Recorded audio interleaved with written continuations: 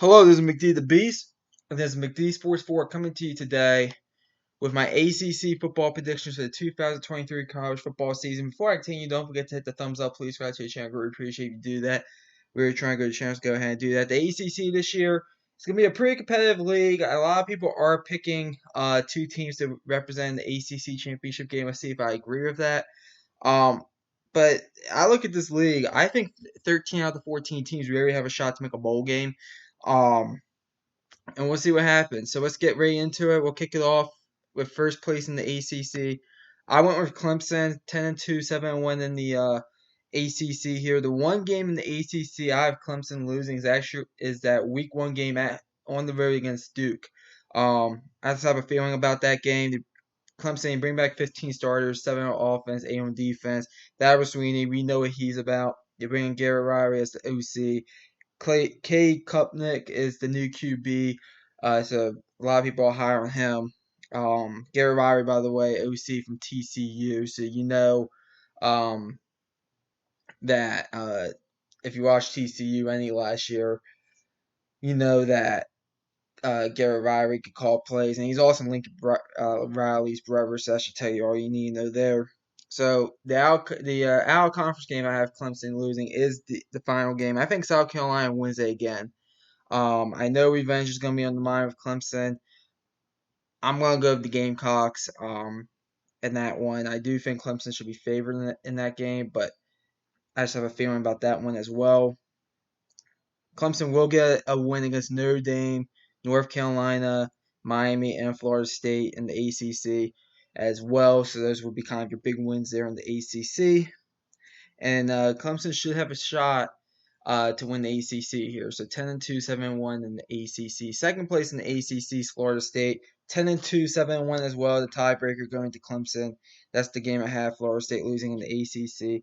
Our conference game is the LSU game, and I'll be honest with you, this is kind of the prediction everybody has for Florida State, 10-2, 7-1. That's where I landed at.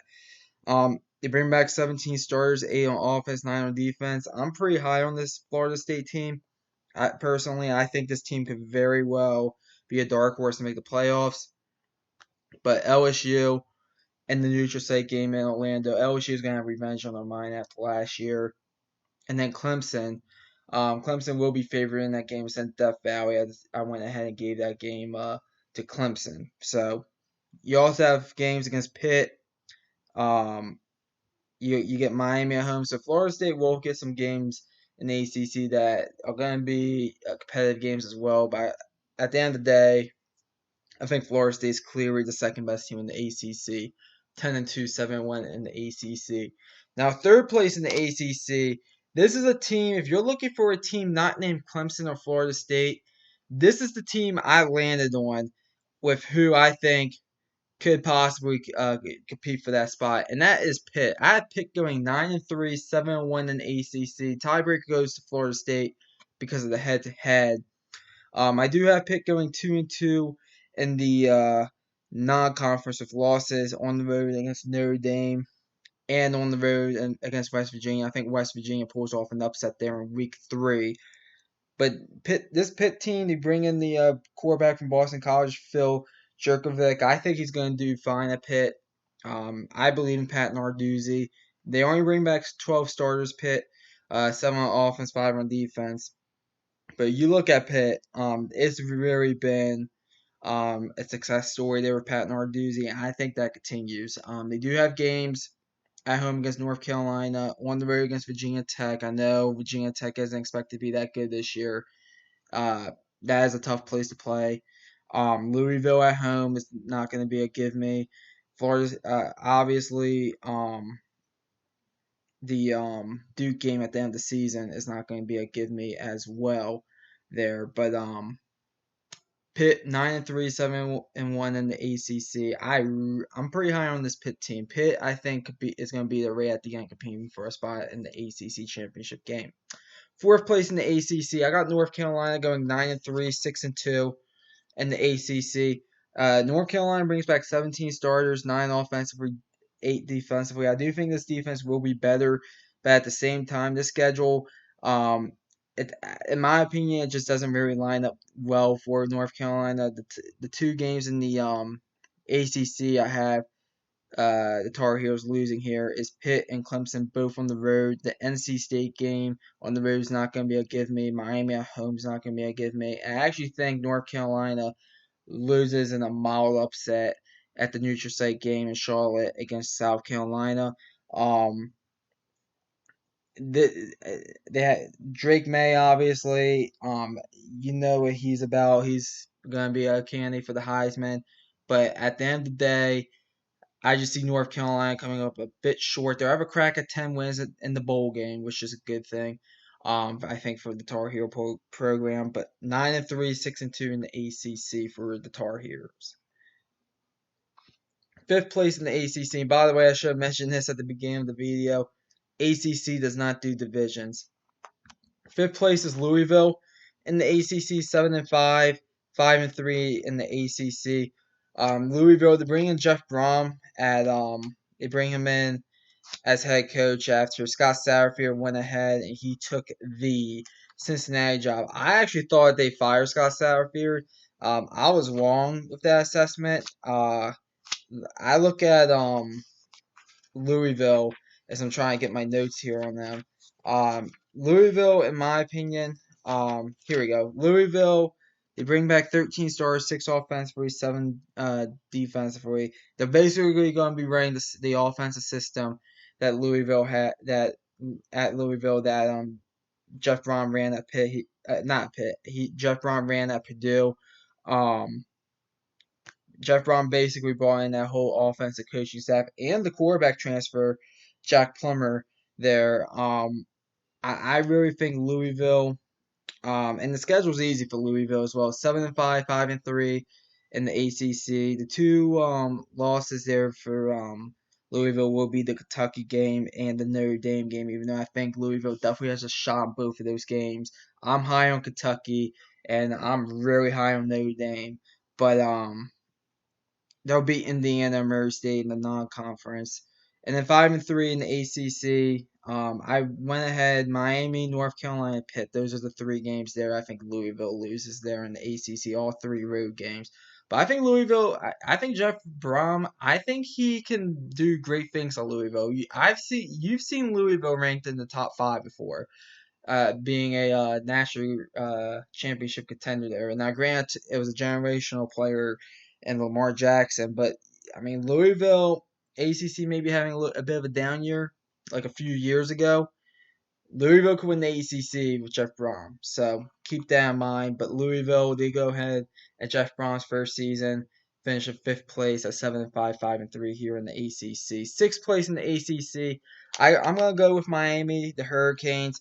I feel like a lot of people are kind of sleeping on this team. They bring back 19 starters, 9 offensively, 10 defensively. They're gonna go 4-0 in the non-conference. They get the game against Texas A&M. I like Miami to win that game. So the sweep the non-conference there. 4-4 in the ACC. So the way their schedule breaks down is the 4 non-conference games, and then a bye week, and then the 8 conference games. They'll lose against North Carolina, Clemson, NC State, and Florida State. Those will be the 4.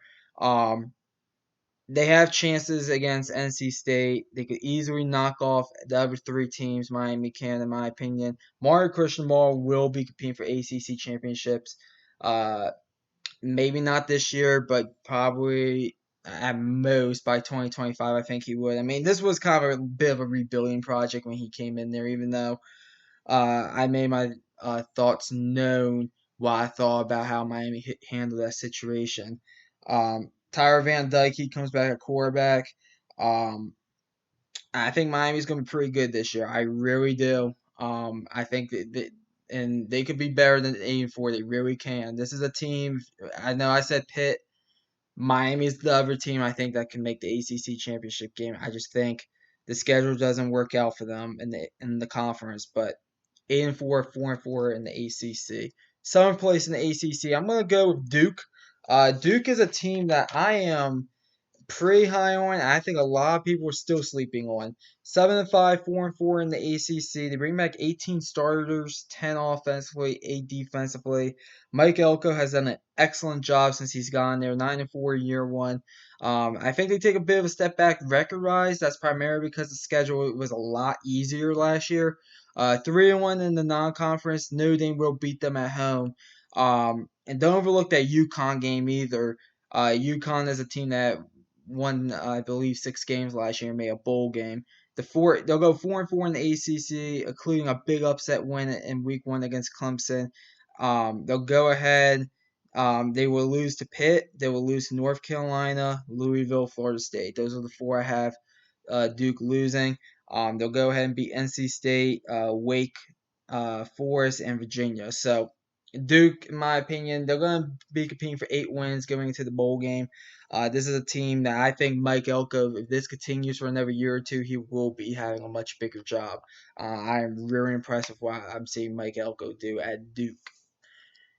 8th place in the ACC. I'm going to go with NC State. NC State, say what you want about them. I've been kind of critical of Dave Doeren in the past. He continues to get the job done. 7-5, 4-4. Is where I have NC State at record-wise. They will lose to Notre Dame in Week 2 there in the non-conference. And once again, what's up with UConn playing all these ACC teams? Don't overlook UConn Week 1 if you're NC State. The 4-4 record, the 4 wins will be Virginia, Louisville, Miami, and I believe North Carolina, if I'm not mistaken. I'm having trouble kind of reading my notes here. Let me look at the North Carolina notes because I know that was a lot clearer. Those notes. Actually, no, it's not North Carolina. It's Wake Forest. That's the game I have them going ahead and winning there in the ACC. Sorry about that, but 12 starters, 7 offensively, 5 defensively. They bring in Brennan Armstrong, the quarterback transfer from Virginia. He will do well there at NC State. I think NC State, is a decent team. I think they're a team. They'll make their bowl game. I don't think they're a type of team that will go ahead and do anything special or anything this year. Like some previous years, they flirted with that with 9 wins. But 7-5, they'll have a crack at 8 wins in the bowl game. All right, 9th place here in the ACC is going to be Virginia Tech. This is a team I'm kind of hoping for, and the reason why is I was really high on the Brent Fry hire. I thought that hire was an excellent hire. Now, granted, they bring back 14 starters, 7 on each side, and it didn't work out year 1, 3-8. This is an easy schedule, 6-6, 3-5 in the ACC there. I do have Virginia Tech losing on the road against Rutgers in the non-conference. I think they'll find a way to beat Purdue, Marshall, and Old Dominion in the non-conference. They gotta be Old Dominion Week 1. I mean, I'm just gonna come out and say right now, Virginia Tech has to be Old Dominion in Week 1. There is no excuse not to win that game, in my opinion. 3-5 in the ACC. Wake, Syracuse, and NC State are the 3 games there that I have Virginia Tech winning there. And actually, no, Virginia. That's right. Okay, I had NC State beating Virginia Tech in the conference. Sorry about that. I have Virginia Tech going ahead and being Wake, Syracuse, Virginia. That's who I have. Virginia Tech going ahead and being there in the conference.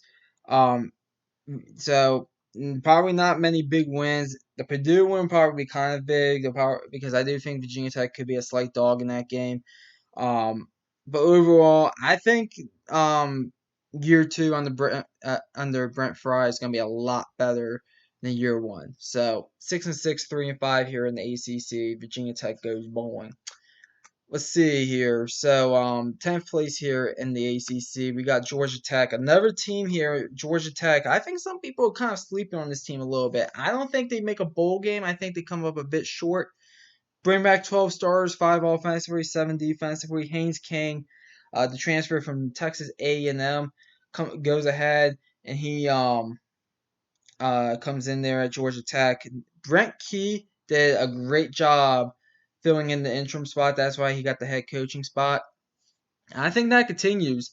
You go ahead, um, 5-7, 3-5 in the non-conference, 3-5 in the ACC. The non-conference schedule is tough. At Ole Miss, you get Georgia at the end of the year. Those are 2 losses there for Georgia Tech in the non-conference. 3 wins in the conference, however. Boston College will be 1, Syracuse, and Virginia. Those are the 3 right there. Um, I think I think Georgia Tech could get to a bowl game. I really do. I think this team is close. I don't think they get there at the end of the day, but Georgia Tech 5-7, 3-5 in the ACC. 11th place in the ACC, I got Syracuse. Syracuse 5-7, 3-5 in the ACC. Unfortunately, I think Diener Babers gets let go after the season. Um, you look at Syracuse; they bring back 7 on each side. Um, they should be competitive in a bunch of their ball games. Um, they'll go ahead go through 2-2 in the non-conference, including losses against Purdue and Army. I think Army gets them this year. The Clemson game, they always seem to play Clemson close, Syracuse does. I think Clemson goes into Syracuse and beats Syracuse, but that game's going to be competitive, you think. The 3 wins in the ACC, in my opinion, is going to be Boston College, Wake Forest at the end of the season, and where's the third one?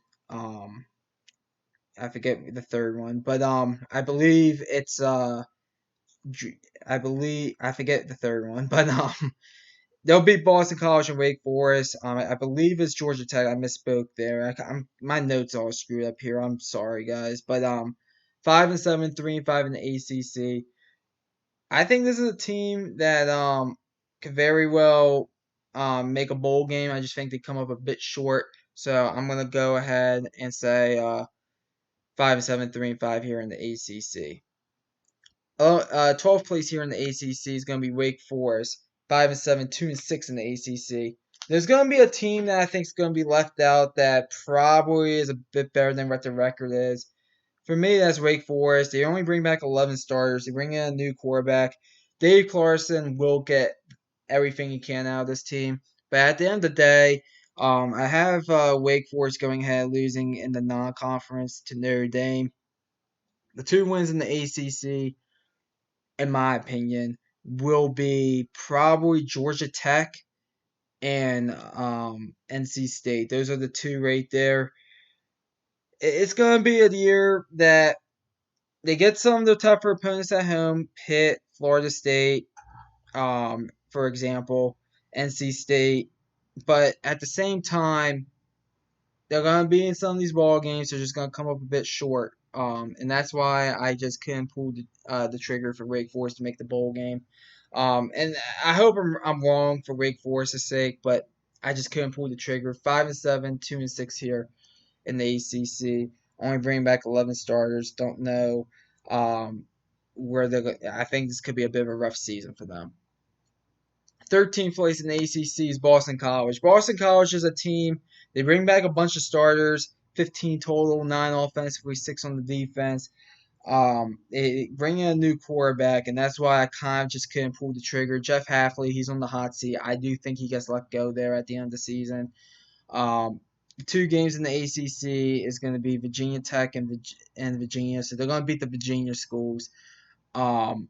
They'll go ahead in the non-conference, and I believe this is where I have losing to Army. I have Boston College losing to Army. I think I butchered the record with Syracuse. I think I have them going 2-6 in the ACC, but so I think I butchered that. So I think Syracuse 5-7, 2-6 in the ACC. Boston College 5-7, 2-6 in the ACC, but the tiebreakers and everything are correct. But at the end of the day, I just think Boston College comes up a bit short. I don't think this team could really do anything better than like 6-7 wins. They'll be competitive in a lot of their games, but at the end of the day, Boston College 5-7, 2-6 here in the ACC. And then in last place, and I hate to say I told you so, Virginia 1-11, 0-8 in the ACC. They bring back 13 stars, 5 offensively, 8 defensively. I hate to poop on this team because of what happened and how the season ended last year for Virginia, but I'm just gonna be honest in saying this. I said Tony Elliott was a bad hire. I will continue to say that until he gets let go, probably after the season. Guys, this was a bad hire, and I mean it's gonna show this year. I'm gonna be kind and say that they beat William and Mary. I think William and Mary has a real shot in that game. JMU will beat Virginia. Tennessee in the neutral site game will blow out Virginia. I don't see Virginia really being in much of their games. I mean, maybe the Boston College game, maybe the Virginia Tech game, the Georgia Tech game they'll be in, but I think it's going to be a rough year for the Virginia Cavaliers at 1-11 and 0-8 here in the ACC. So those are the standings. Just a little modification. I mistyped my notes. Syracuse 5-7, 2-6 in the ACC, but they do have the tiebreakers. I have Wake Forest and Boston College. That's my fault there with the typo. Um, that just tells you how much I'm debating over a lot of these records. But those are the standings for the ACC. ACC championship game: Clemson versus Florida State. Um, this is I try getting maybe Clemson versus someone else or Florida State versus someone else. I just couldn't get there. I think Clemson wins the ACC. Clemson's just better than Florida State, and you're going to see that in the Week 4 game, and you're going to see that in this ACC championship game. So I like Clemson to win the ACC. Unfortunately, I don't think 11-2 is good enough to get to the college football playoffs in the ACC, but you never know. I mean, we'll see. But Clemson wins the ACC. Comment down below. Tell me what you think. I always like hearing from y'all. Thanks for watching the video. Hit the thumbs up. Please subscribe to the channel. Greatly appreciate if you do that. McD the Beast, signing off.